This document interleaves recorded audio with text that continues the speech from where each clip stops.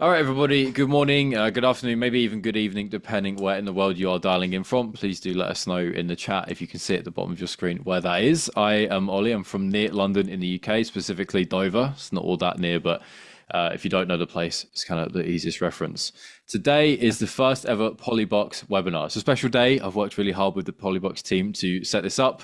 So any feedback and thoughts as we go through would be really appreciated. We're going to try and talk through a really big topic that we think agencies need to know. So to do that, I help run an agency myself, and my guest, Richard Gregory, has run many an agency, knows everything there is to know about them. Richard, did I tee you up well there, or did I oversell, undersell Wow. you? Yeah, that's a big some big shoes to fill there. But yeah, I mean, I've worked in agencies for quite a while. I've definitely run and exited one, and I advise a variety of them now, probably a dozen so far since moving into non-exec stuff. So it's a good fit. Very good. And we both don the Polybox blue today. We didn't even plan that. So you Yeah, can it's tell we're awesome both in webinar. marketing, right? Magic. Very good. All right. So, good intros. That's all sorted. I'll just do the formalities before we get into the rest of it. So, I usually get asked on a webinar, the first and biggest and only question is, will there be a recording and when will I get it? It will come tomorrow by email. It will be on YouTube and I'll do that in the morning for you. It takes a little bit of time to process. So, tonight, I won't get it done in time. Tomorrow morning, it will come. So, with that, Richard, are you nervous, scared, ready? Should we crack on? Absolutely fine. I should say though, it dawned on me yesterday when I was prepping again for this. I'm normally the guy asking the questions, so it's quite an unusual situation to be on the other side. So I'm going to be have more empathy next time I'm doing this with people at events, etc. So let's see how we go. Don't worry, I won't trip you up too early. I'll save that for the end. Magic. Okay, so everybody who is here in the chat, and I'm going to have some fun with Richard here. Wrong answers Mhm. only. Try and have some fun with this. What's the best way to handle a client who asks for the exact ROI of their organic social campaign? Richard, I'm going to put you Mhm. under fire first. Wrong answers only. What you got? Oh, dead easy. Divide the amount you're investing by zero because Okay, that gives that you works. infinity. You get an infinite return on your investment, and that will get them thinking for a little while. Okay, I was just going to say a really big number. Just well, type 32,009 period send.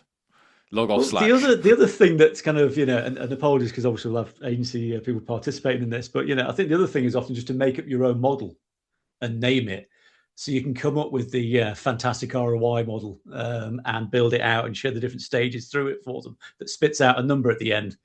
But yeah, that's one of the old tricks of the agency trade. Come up with a name for it.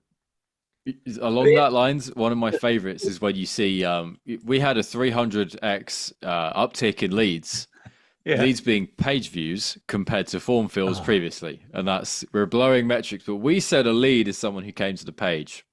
Doesn't mean that is a lead, but that's what we think it is, and we Well, obviously there's were two able to bits to that. 300 exit.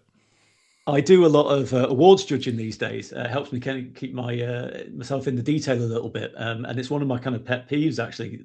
Well, two things. Whenever and this is a tip, free tip, nothing to do with this webinar.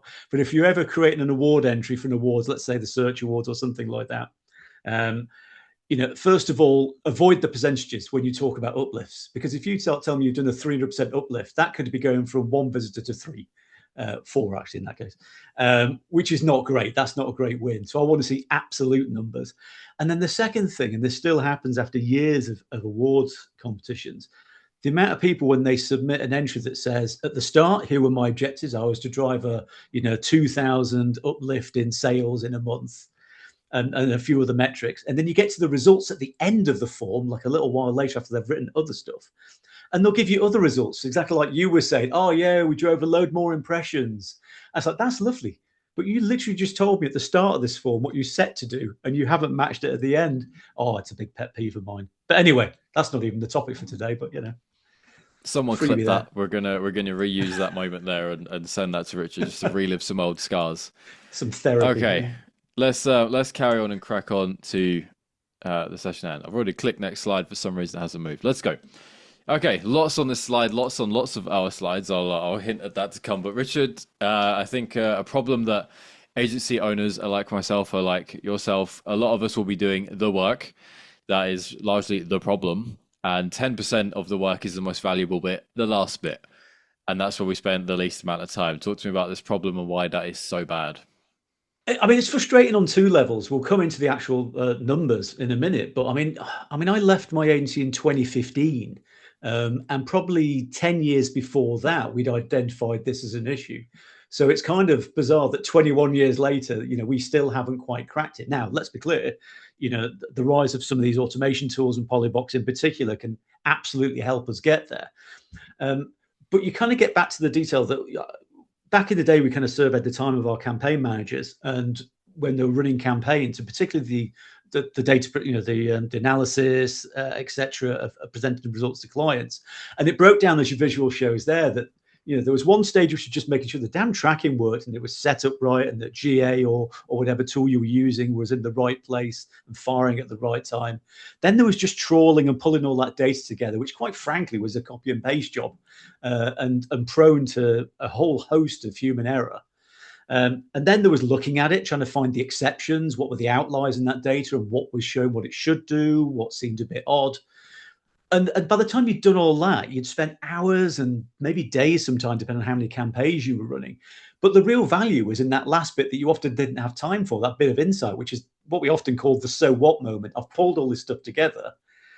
Where are the gems? Where's the insight? Where's the what the hell do I do next? The so what behind the old equation.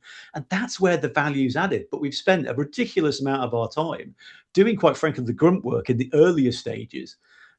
So any way we can get rid of that 90% of effort, and focus on the 10% thing that drives the gold, that's what delivers results. That's what helps you grow clients, improves retention, makes you money. There's got to be a way of cutting all that stuff out of there. And that's why I was fascinated when Polybox kind of came to market. That it amazed me when I first met them that no one had really cracked this yet in a good scalable way for a lot of agencies.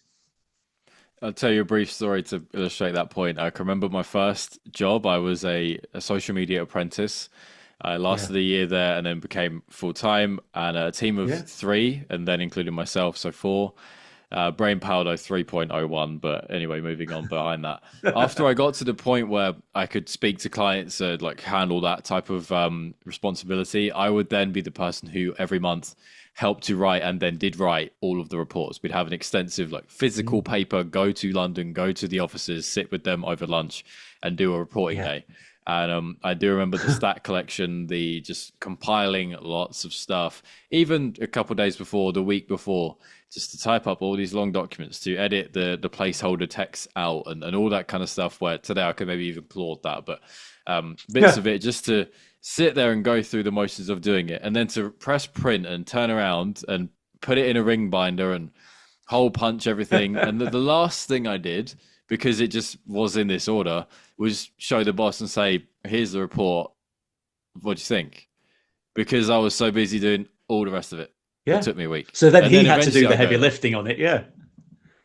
Well, by that time, really, it was too late. Transparently, it was almost he would put some, if I got it wrong, pen and paper notes and give me some verbal Yeah. stuff to say. So by that time, I've spent all this time. I've got my white shirt on once a month.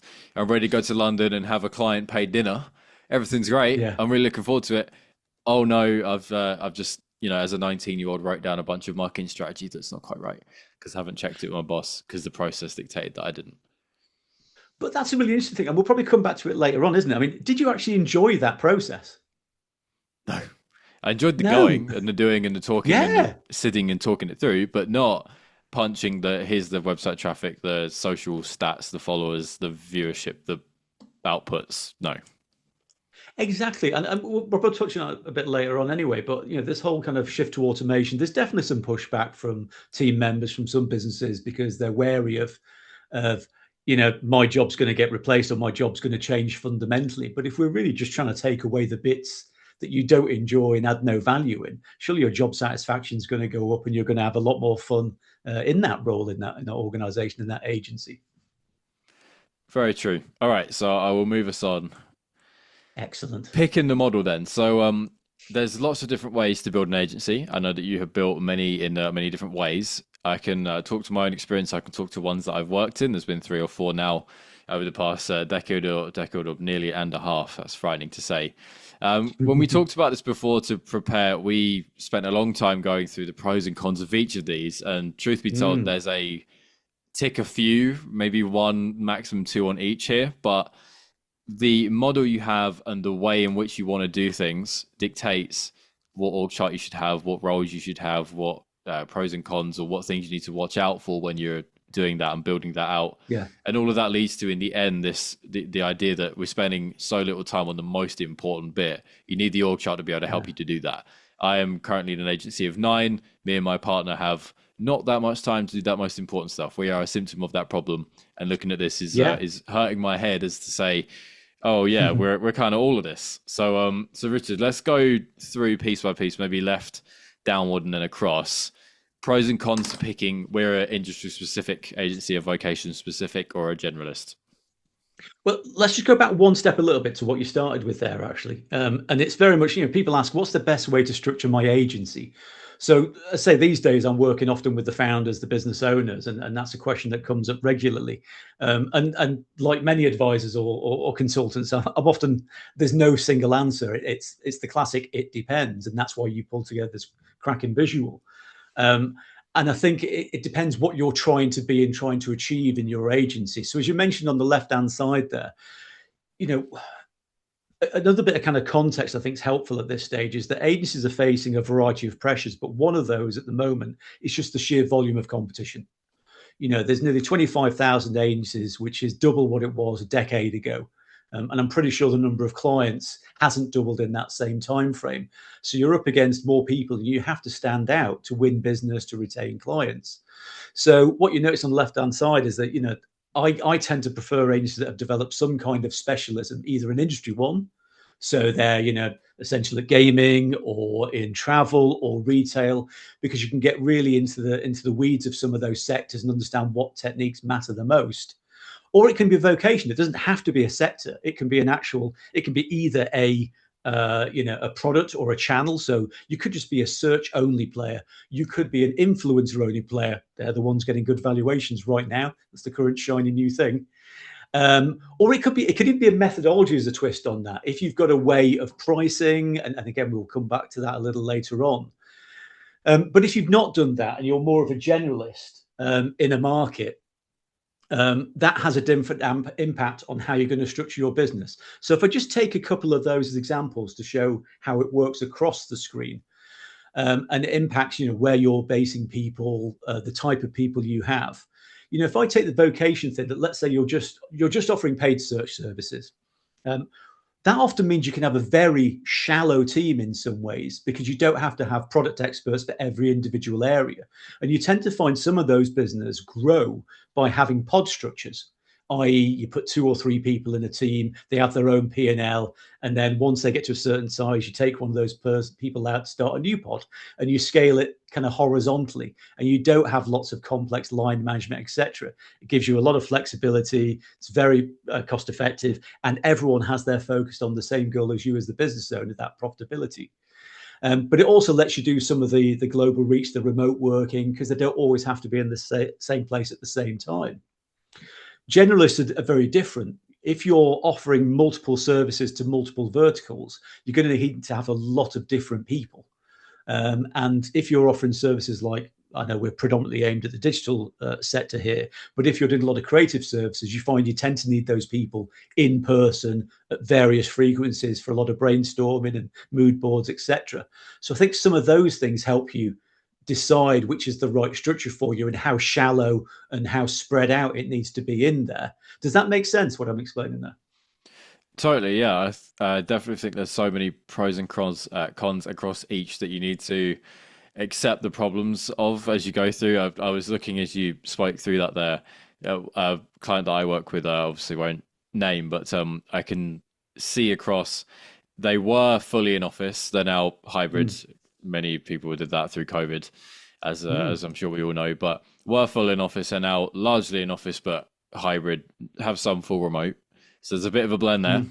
Pros and cons to each, and to add Mm. the third there of some full remote makes it even more complicated. Then there's their type of vocation. They're a vocation business that happen to Mm. be fully in office and now are hybrid. There's based on where they are in the world and what sort of salaries you can get around there and Mm. what sort of economy is around there, they would have to accept they need to coach people who will be speaking to their clients, the type of client that they want, because Yeah. there's not that kind of economy in the local area. It's not like London Yeah. where there is, businesses every single size and shape and all that kind of thing just doesn't exist where they are. So there's either going to be a leadership problem there, which they have to accept, or hire Yeah. for indifferently, which is a different problem, or a coaching thing to consider Mm. that. So as you go through that, there's probably an infinite number of scenarios and sort of acceptances and allowances you have to just make of, if we're going to be this, we have to have this problem. If we're going to have fully remote, we have to have lots of team calls. And I don't want to sit Yeah. on 12 team calls a week, but I just might if I have 5 teams and 7 Yeah. locations.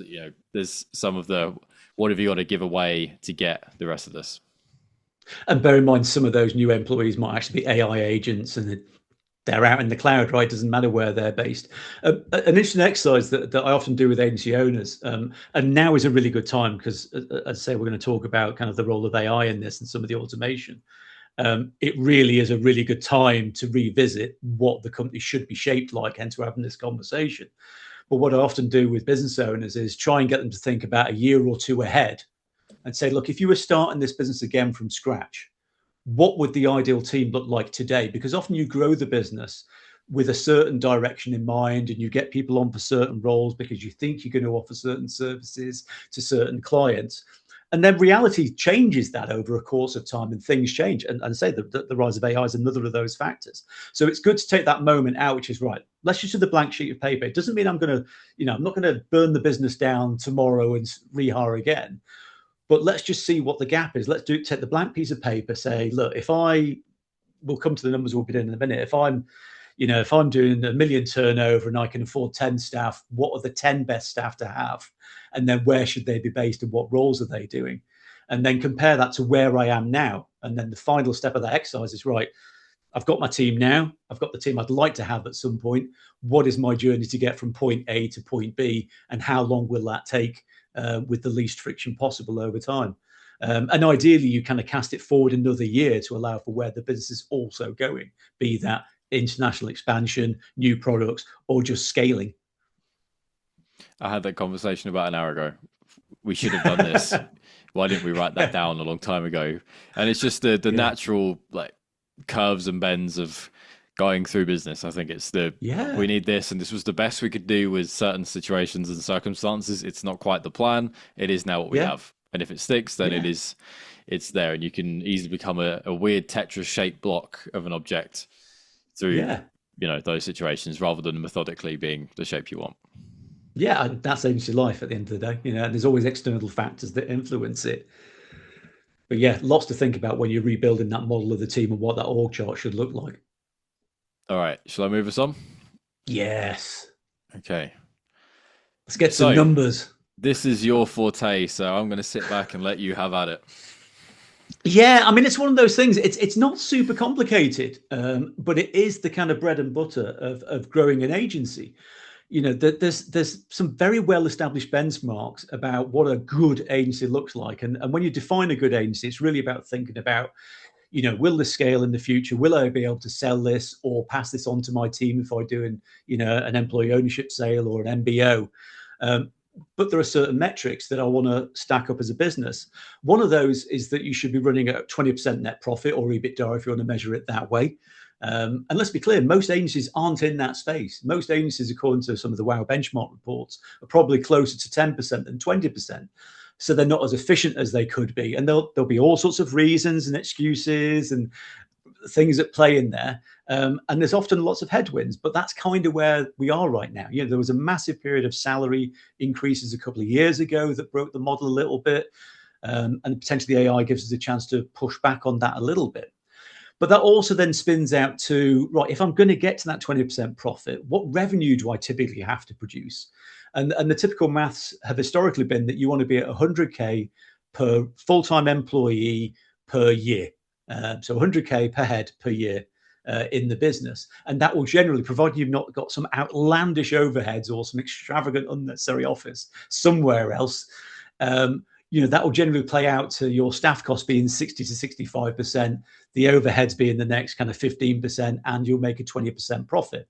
Again, a lot of agencies aren't there. They're probably playing around the 80K revenue per head and hence spitting out the 10K profit I mentioned before.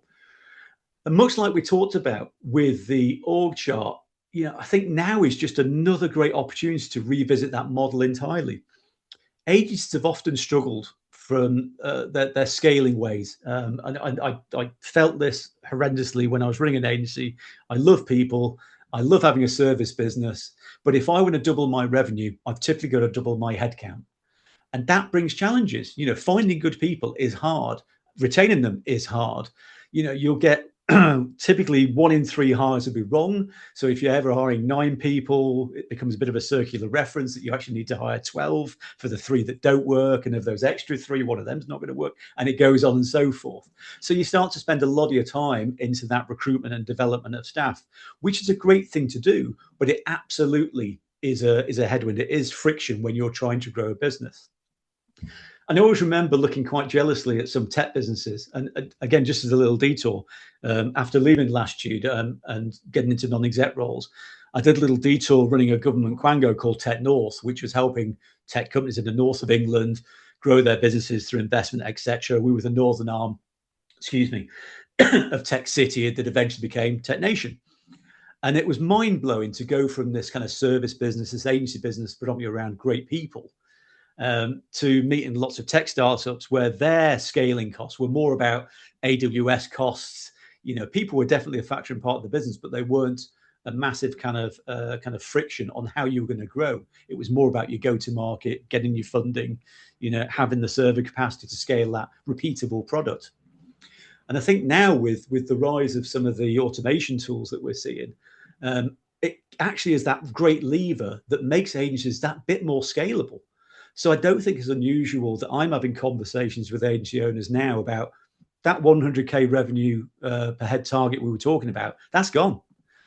The new milestone is 200. You're not going to hit it today. You're going to aim for that point, but that's the next milestone to be aiming for. And I'm damn sure if you can do the 200K revenue per head, you'll be hitting more than 20% EBITDA, because I know tokens cost money, but they're not that expensive just yet compared to your costs. So it's about getting that balance right. And I think the right kind of agency owners are getting really excited about where that goes and the fact that they can have the scalable business they've not had for, quite frankly, decades. You hinted at tokens. I wonder if that means we're going to talk AI in a moment. Of course we are. Yeah. This is the build up to it. It is not a webinar without a mention of AI in somewhere in that. So let's see. Is it my next slide though? Or have we got more for you? Oh, if It I'm is the much the next order. slide. No, of course. Yeah. I mean, look, you obviously live and breathe this stuff. You're very excited about it, like myself. Again, I speak to a lot of agencies at events and with the people I work with, and there's definitely this kind of continuum that on one of the continuum, you've got agency owners that are absolutely petrified about what AI is going to do to their business. It's going to rip it up overnight. It's the end of the line for them. What the hell do we do? And then the other end, it's absolutely amazing. I'm going to scale this thing to oblivion and we're going to make a fortune. And look, we all know the reality is probably somewhere in the middle. There's always change. This is probably one of the bigger bits of change I think we've seen in agency business models for quite a while. But we've got to get there. And one of the interesting things that we talked about before this, I think where we see a lot of the excitement about AI is often at the top of the agency rather than in the workshop, in the bones of it. And that's a hard thing to get through. So trying to get the agency owners' excitement into the rest of the team. Is that something you relate to? I was just finding my off mute button there. I was typing. I heard a That's all brief right. fuzz sound for a moment, but all okay my side. Yeah, I have fairly recently let's find a word here that makes sense in English language. Fairly recently put into play a way for my team to safely and fairly, without pushing on the like natural fears that could happen here. Some more AI adoption. I accept it. It can in large come from the leadership and owner teams, but Yeah. it's fair that even if not job security, there's concerns about your pay. If I said I have an hourly Yeah. person and making them faster negates their income, they're not Mm, motivated by that. They actually want to mm. bill you more. because they want to make money, because they want to live well. So there's all sensitivity about that. But if you can root it back to some kind of, that means we can do more work or better work or more better work, quantity and quality, rather than just you do less or you get to bill me Yeah. less, or however and whatever for the job security or the income, the other bits there. I think you got to root something there for the person to say, okay, I feel safe for now. I know I'm under no threat. Everyone who knows me knows I hate making slides. I'm rubbish at it. I wish I could take credit for this slide deck. My design team did that. So slide deck creation is number 2 here, is one of the easier Yeah. ones to do. I've had mixed experiences with it personally, but that's my AI competency in terms of the prompting and tooling and so on. But I think there's quite a lot to be said here about how do you go about encouraging AI usage and also Yeah. safely. I've read a lot about the EU AI Act coming out, which for Yeah. marketing agencies is a thing. Not to dramatically detour us here, but I think it's a little bit like a GDPR. It's probably what should have been done and is not all that much of a change unless you've been irresponsible. So do your Yeah. own reading on that. Maybe Yeah. talk track for another day. But all that to say, it's a lot about how you implement policy and roll things out responsibly without just having everyone go total free reign and go all over the place and hit fire with building out a new AI and on this tool, then that tool, then another one the Yeah. next day. But a thing that I've been excited by in seeing my team develop and enjoy, particularly as we've said, let's talk about video for a moment. We Yeah. found some things just take quite a while. It means that we're maybe reducing 10% of the quality we can do if getting my whole bandwidth done was the objective and hitting obligations. We can't add that 10% of quality because it takes us too long to afford doing all of that, and we can't reduce Yeah. the outputs. But with some AI, we can add these nice effects that we can templatize and easily extract and work with, and that adds just quality. Yeah. Slightly different workflow, but Absolutely. no more. And that therefore means great. Feel free. Not this week's task because it's Tuesday right now, and you might need 2 days to work on it. I don't want to put you under pressure for Friday, but for next week's task, here's a safe project that I think you could try it on. You tell me how you want to do it. I don't know. You hire people that are smarter than you. Go and find out your own way Yeah. of doing it. Tell me what you found. Yeah. We can work that out together. If I think there's maybe an easier way, or you found a better way, you can educate me. Go and do that with the safety of it's not going to mess up your deadlines for right now. That type of stuff I've found in the shortish amount of time that we've been making a real effort on this. People have been very happy to do it in terms of Yeah. I'm being paid to learn. Cool, Yeah. thanks. And what they come back with is actually better than you thought they would come back with because they're enthused Excellent. by it and they have a safe way of doing it. So Yeah. that I won't toot my own horn. That's my firm's little way of doing it. But born out of talking to you, Richard, I will say we talked about this and it started around about then, maybe 10 minutes after that call. Oh, fair enough. But yeah, I mean, the thing I'm trying to get my head around, and there's still an unsolved challenge at the minute in some ways, is I think it's easy to address the job security side of it because most agency owners, want to develop with their team, want their team to do well. And I think phrase it, if you look back to the previous slide, if we're talking about the business that starts to deliver double the revenue per head, most agency owners are absolutely not averse to sharing that upside with their staff. So it either means bigger salaries, bigger bonuses, everyone shares in the results of that. And hopefully, if we're moving some of the tasks that people didn't like, and I'll come back to that, then they're more happy to even stay put, not just because they're making more money, because it's a more enjoyable job. And then you start getting to the worlds of flexible working again and open up the 4-day week conversations, but that's probably one for another webinar. The one I haven't found the kind of the way of solving yet is that I appreciate there's people that have some ethical concerns and sustainability concerns around kind of AI, and those need to be worked out, right? The industry can't build a million data centers that use all the water. There's going to be better ways to do that. But how you deal with an employee that just won't use those tools because of that is a bit of a challenge at the moment. But equally, I do notice a lot of agencies in the digital space, when they're advertising for new hires, they're being very explicit that they want people to have had experience of either specific LLMs or specific tools like Claude, or just a general experience of a variety of them. So they're trying to avoid that from all new hires coming to the business, that they're already ready to use those tools. And then just another point on this before we move on. I was in a workshop the other day that a colleague, Anthony, ran that was fantastic.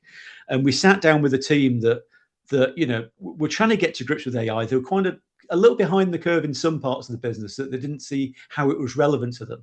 And we kind of parked the whole conversation about AI. We just went through each department head, give me one or two things in your kind of weekly or monthly schedule that's massively time consuming that you'd love to get rid of or love to cut down dramatically.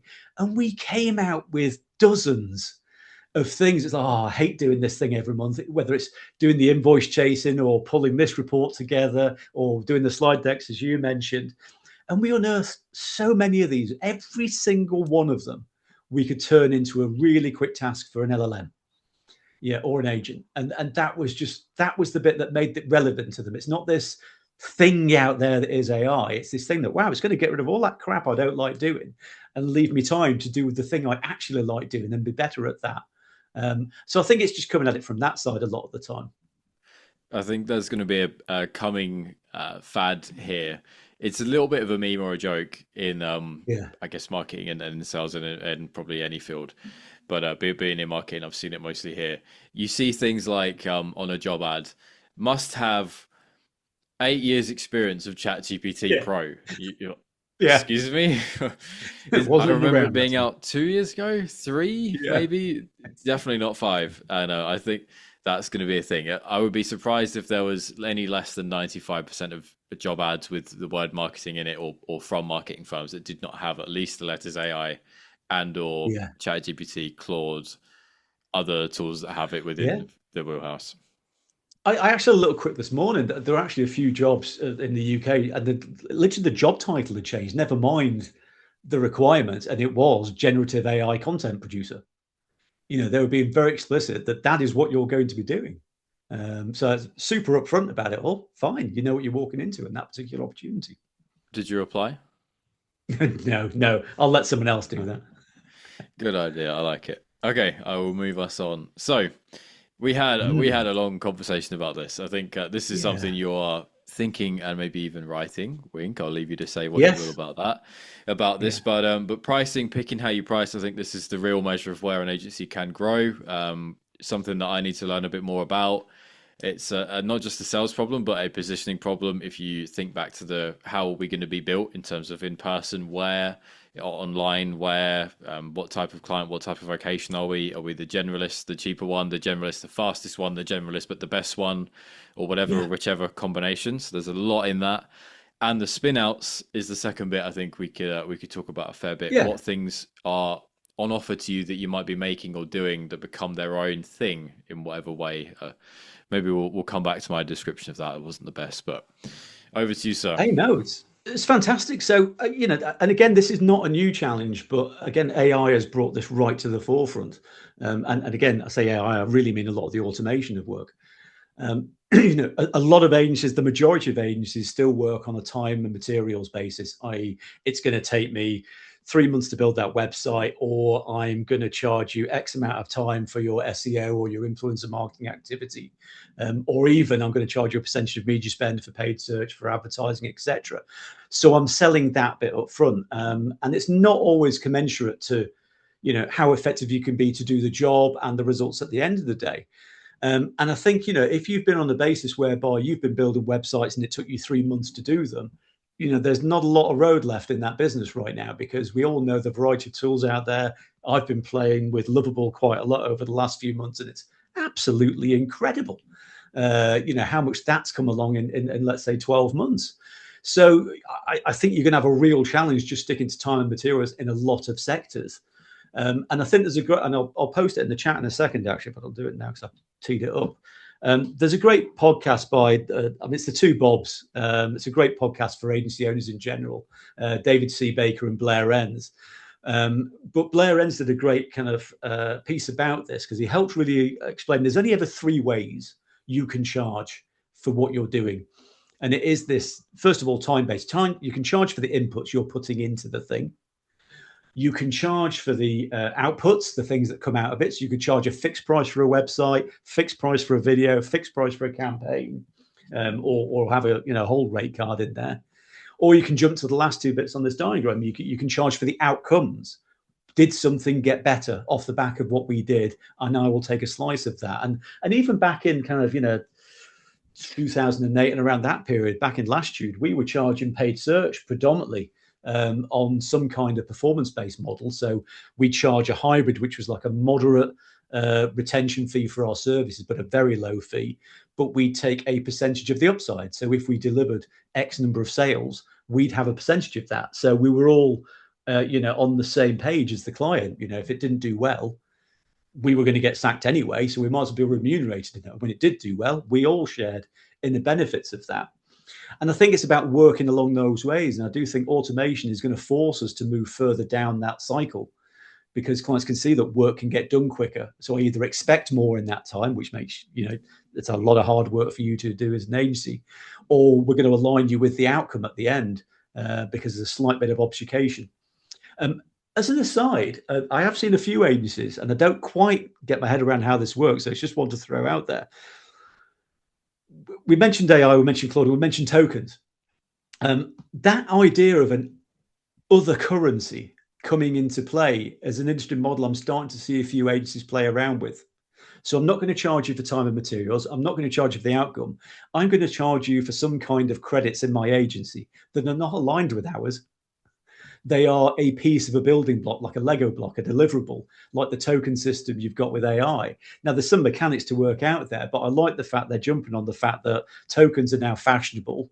Can I use that as the currency for my agency's services? So one to think about. I haven't quite seen it through to the end, that one, but it's something to be cogitating at the moment.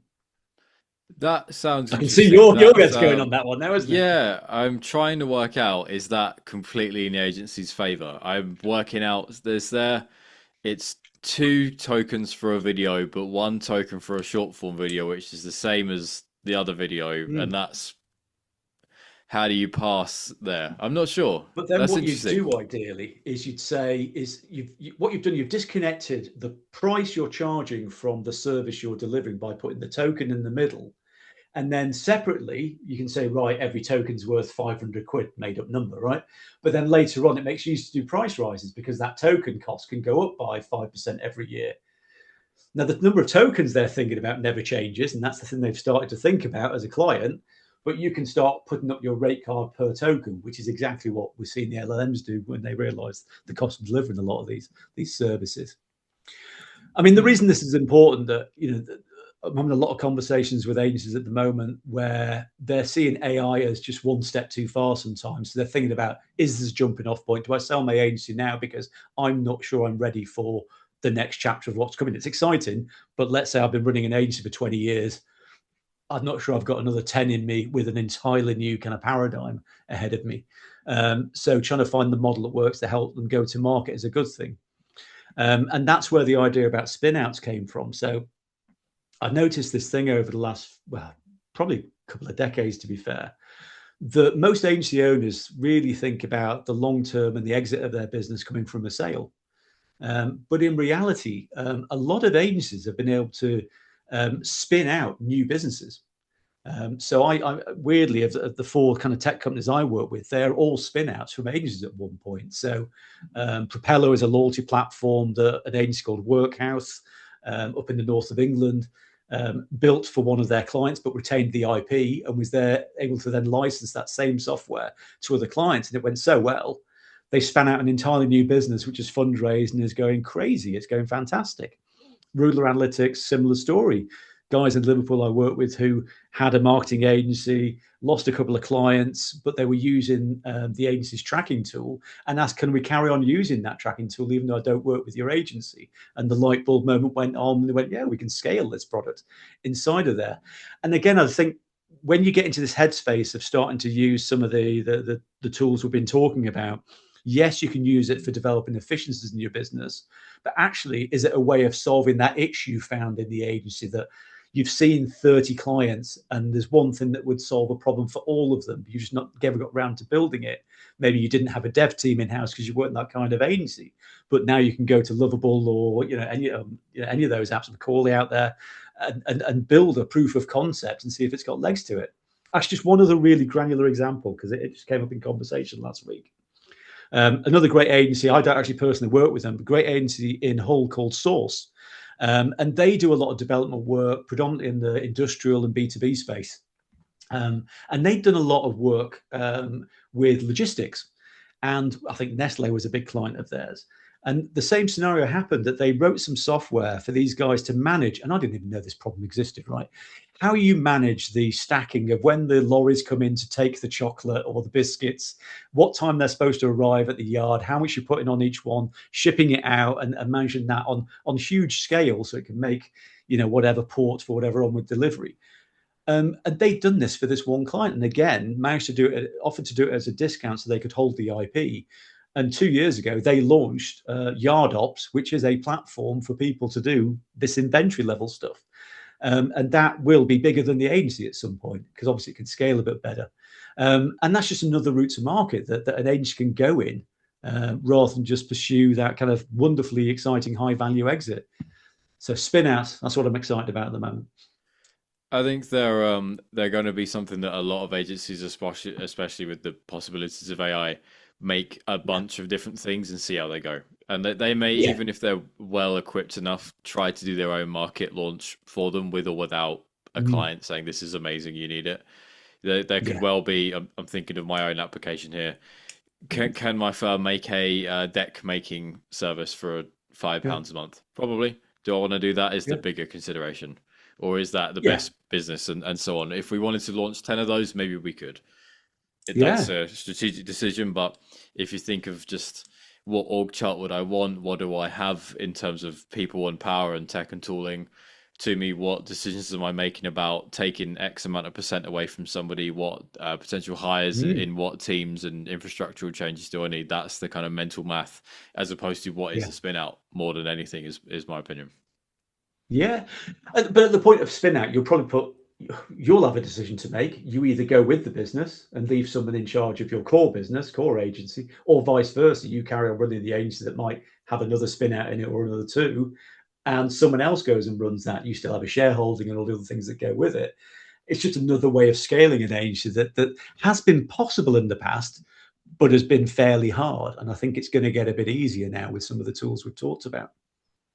You want to quickly plug something that I know you've got coming out, sir? Good timing. No, I mean it's just a play. I am currently writing the book on spin outs, but I'll shout about that more nearer the time, when all the I's are dotted and T's are crossed. And I don't want to go too far off from the topic we've kind of started on, because you've seen today. There's so many rabbit holes we can go down on automation and reporting and what it means for agency orgs. There's a lot to get into there, isn't there? We'll have you back when time comes. All right, I will That'd be briefly move wonderful. us on. So we are about at the end. So Gary and Nick in the chat, I'm looking to you if you have any questions for Richard or for me or for us both. Now's the time. While we're waiting for that, if there are any that come, Richard, thank you, sir. You are the only guest so far on a Polybox webinar. Congratulations, you survived. I did not trip you up. Appreciate your time and your wisdom. Where could people find and follow you? Find out about that book when it should come. The best thing is follow me on LinkedIn. I'm one of the people I'm very active on LinkedIn. For all the challenges I sometimes have with it, it's still one of the best networks for our world, I think. Very good. All right, I'm gonna let everyone have another minute or so to have a look at the chat and maybe put in a question if they have one. Just before we jump, obviously we are here to represent Polybox. I would suggest if you're looking at genuinely presenting ROI to a client, not just we achieved ad benchmarks for spend, that kind of surface level stuff, there is nowhere better to look. I won't say any more. You should look at Polybox's website and talk to the team. Back to the Q&A. I haven't seen any. I might say that we'll have a few more seconds. Is there anything you think we missed, Richard, before we wrap? No, I think we covered off absolutely loads in there, and that's part of the challenges. I think I always feel sorry for agency owners at the moment, that there are so many things just to process. You mentioned yourself the European legislation coming in around AI. It's like that's something else I've got to learn now as an agency owner. I've only just put the GDPR thing to bed. I'm trying to get my head around automation, and now I've got to deal with that thing. Oh, and yeah, and I had this remote working thing kicking in as well. So there's never a shortage of challenges for agencies. So I always have a lot of empathy for agency owners. Always a good battle.